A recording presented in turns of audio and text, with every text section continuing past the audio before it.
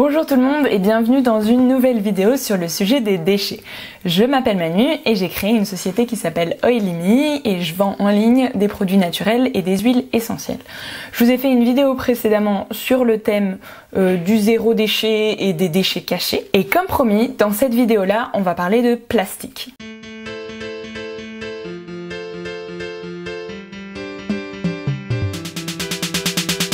Aujourd'hui, je vais poser 3 questions au plastique. Où es-tu?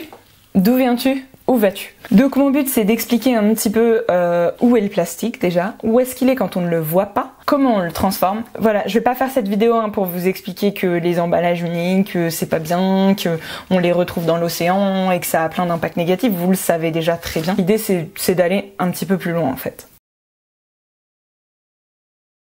Où trouve-t-on du plastique? Donc il y a certaines évidences, tout ce qui est... Donc je vais parler plutôt du domaine cosmétique, hein, comme je vous disais dans la vidéo d'avant, moi je travaille dans ce domaine-là, donc c'est ce qui me parle et c'est ce à quoi je fais attention. Dans le domaine cosmétique, vous allez trouver du plastique dans les contenants, de tout ce qui est bouteilles de produits, tubes, etc., les flacons, les pots, il y en a plein qui sont en plastique, c'est évident. Ensuite vous avez tout ce qui est les sachets de poudre. Si vous êtes dans la DIY, donc moi je pars du principe, j'espère que vous êtes intéressé déjà aux produits naturels et à l'impact écologique de vos cosmétiques, donc peut-être que vous faites du DIY et c'est un super premier pas.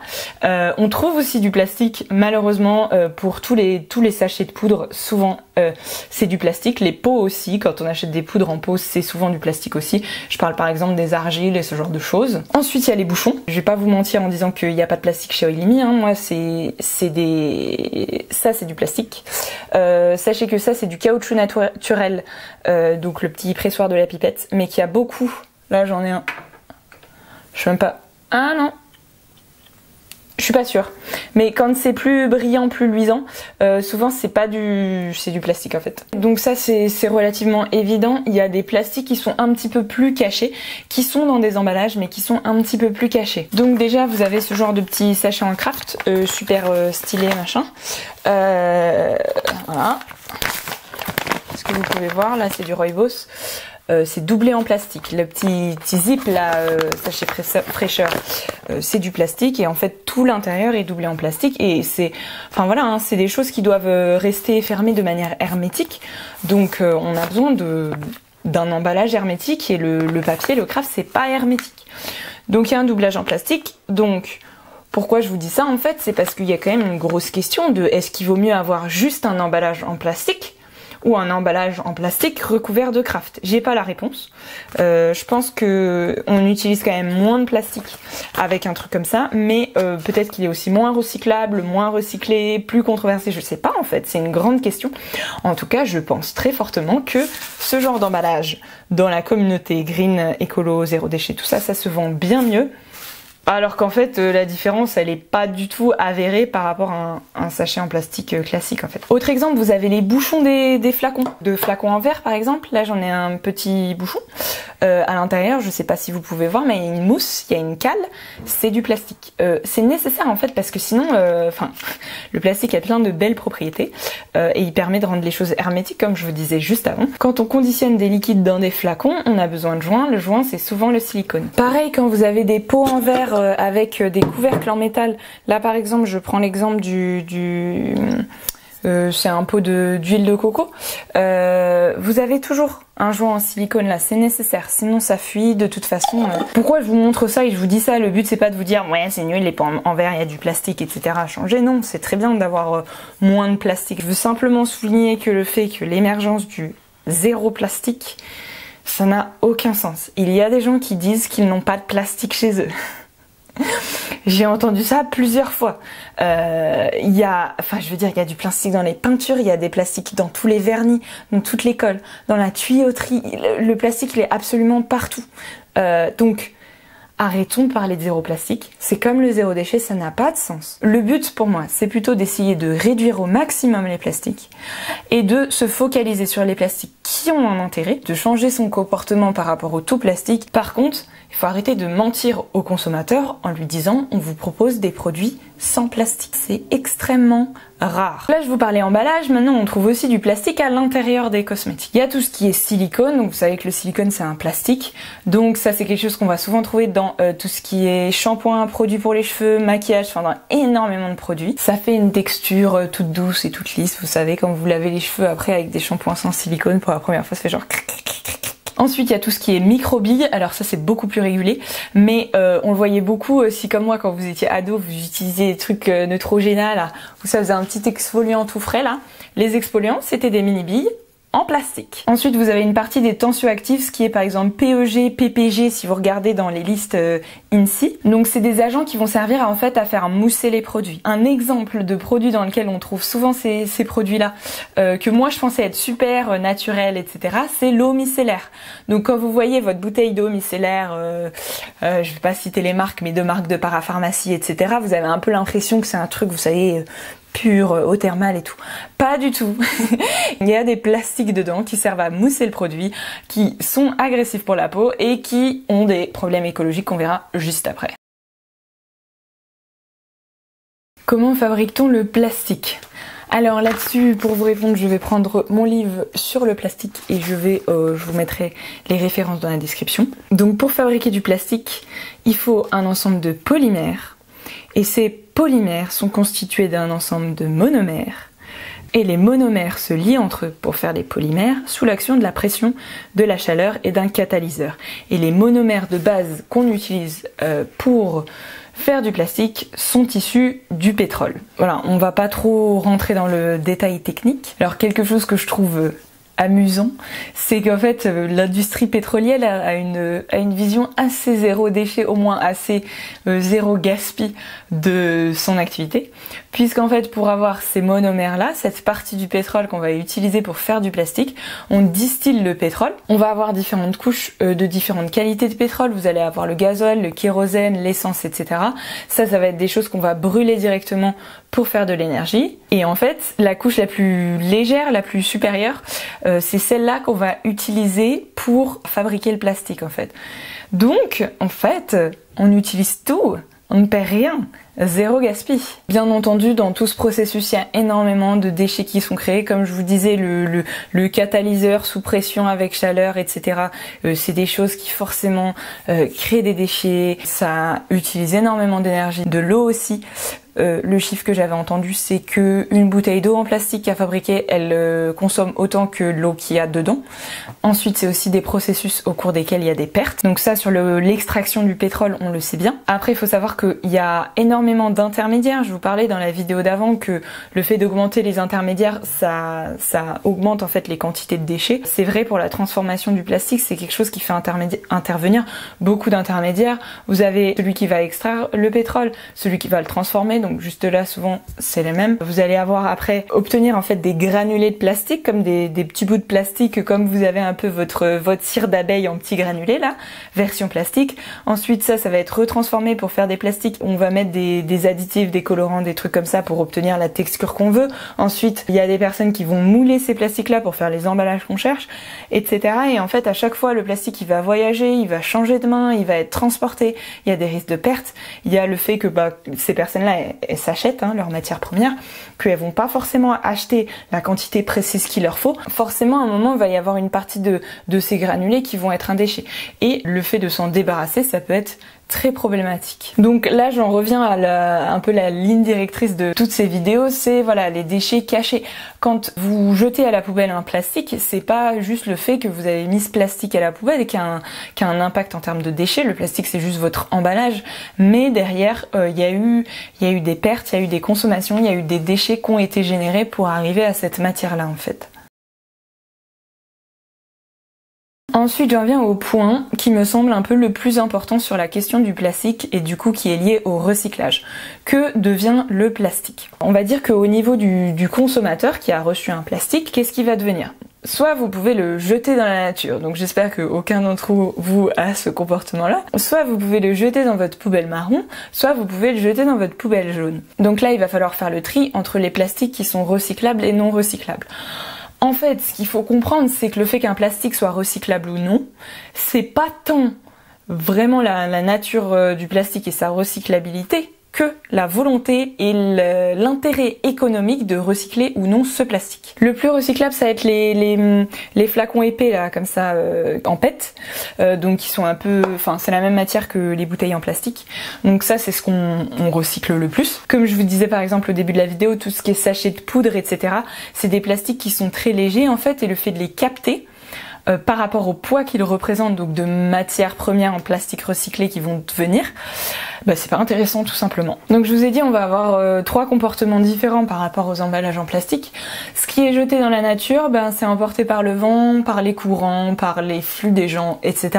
Grosso modo, ça finit dans la mer. Ce qui va dans la poubelle marron, ça va pas du tout être recyclé, ça va être géré par l'État d'une manière qui lui est propre, et donc dans les différents pays ça va être différent. Les options en fait pour ce plastique là, ça va être soit qu'il soit enfoui, donc dans des, voilà, on fait des tas de plastiques et on les met sous la terre pour qu'ils aillent nulle part, qu'ils aillent pas dans la mer tuer les animaux marins. Autre option, c'est de le brûler. Donc soit on le brûle avec une vision un peu recyclage, donc on va utiliser l'énergie qui se dégage en le brûlant, soit juste on le brûle pour s'en débarrasser en fait. Et bien sûr, le fait de brûler du plastique, ça dégage du CO2. Une partie de ces poubelles se perd dans la nature. Si vous mettez à recycler des choses qui partent au bout du monde, qui sont transportées, etc., va y avoir des pertes à des moments.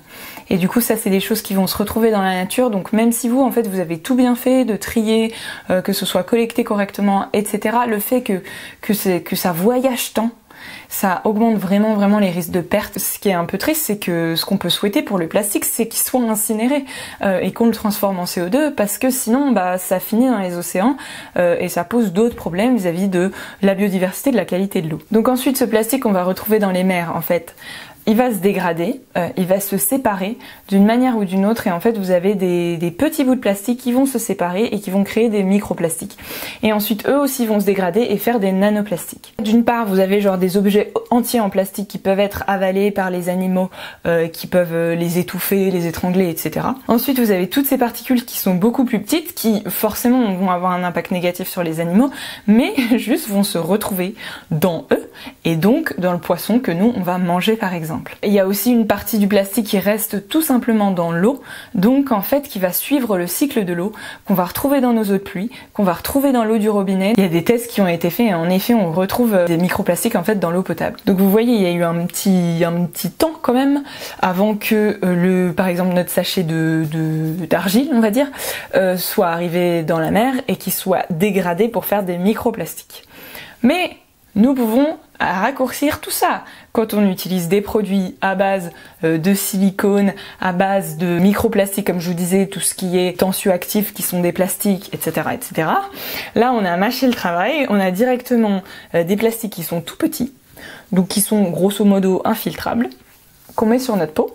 Et comme il est obligatoire que les produits cosmétiques puissent pas, en fait, tout ce qui est plastique, etc., puissent pas pénétrer dans notre corps, heureusement, même s'il pénètre par d'autres voies, et bien tout simplement on va se laver, se rincer, et ça va partir dans les canalisations. Donc après bien sûr il y a de l'épuration qui est faite, il y a du filtrage qui est fait, mais en fait tous ces plastiques là, ils sont très mal filtrés, voire pas du tout.